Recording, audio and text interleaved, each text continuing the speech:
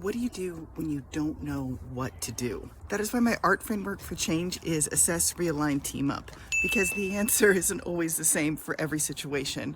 The first time somebody told me the best thing I could do in a situation was nothing, it totally struck me as the wrong thing to do. But there actually is a time when you should do nothing. When I was in college and the sports editor for our newspaper convinced me to play in the intramural sports softball game. Not being athletic meant that I knew nothing about what to do for softball. And being the sports editor, he said, "We're gonna put you way in the outfield. Don't worry, if a ball comes to you, I'll run up and get it. But the one thing you don't want to do is there's a big pop fly coming out to you. You don't want to run back and forth before you know where it's going to land, because it'll land where you just ran or you'll just feel stupid. So just stand still. Do nothing until you know where the ball is going to drop."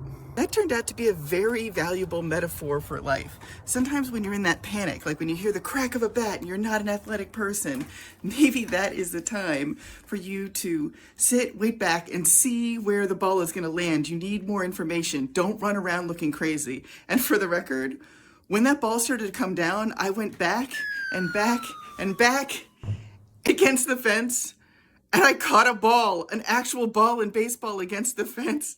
And we got an out. I'm not really good with sports, but it was one of my biggest sports victories ever. And just like he promised, Dan was right there to take the ball from me and get it to do all the other things that you do in baseball or softball or whatever that is.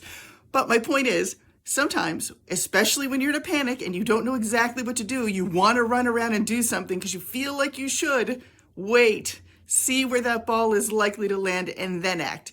Now, there are other situations where you should do anything, and I'll tell you about that one next.